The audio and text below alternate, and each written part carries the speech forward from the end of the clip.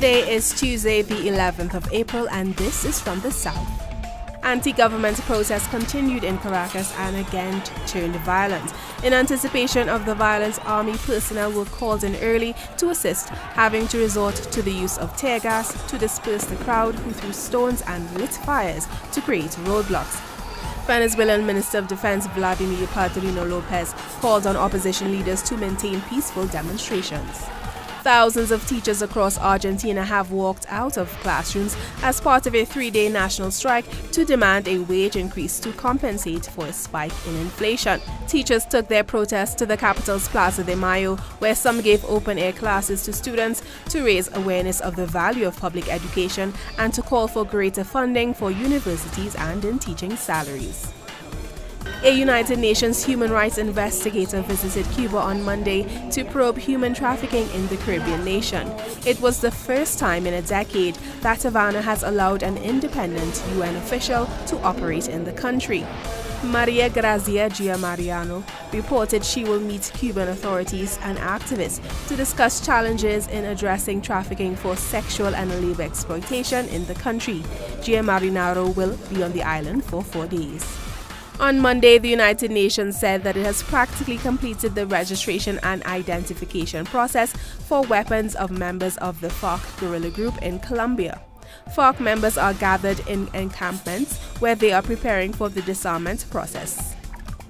Work continues in Brazil on the Submarines program, but in a country buffeted by economic crisis and corruption, the vessels already face stormy waters.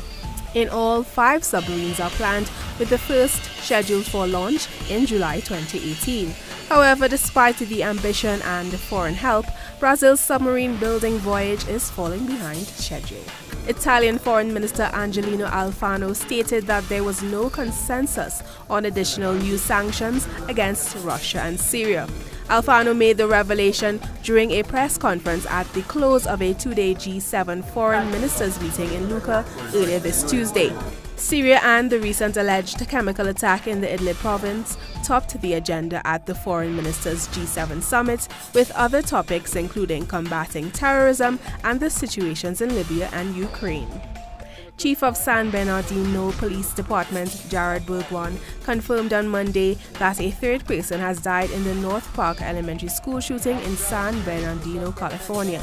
8-year-old Jonathan Martinez succumbed to his injuries after being wounded by the gunfire.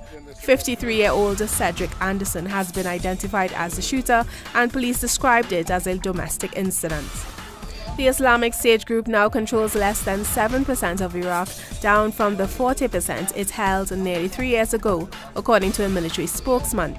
Various members of the forces, Iraqi and foreign, battling the militants have disagreed in the past on control of territory figures, but the Islamic State group has been losing ground steadily over close to 2 years. Turkish President Tayyip Erdogan led the final week of rallies earlier this Tuesday as the country prepares to vote on historic referendum. On April 16th, Turkey will vote on constitutional changes which will replace their parliamentary system with an executive presidency. This would be the biggest change in Turkey's system of governance in its modern history. 3 explosions went off near the Borussia Dortmund bus, injuring Spanish international defender Marc Bartra as the German team headed for a Champions League game against Monaco. Bartra was taken to hospital, and the quarter-final first-leg match was postponed until Wednesday because of the attack. More on these and other stories on our website, telesurtv.net/English.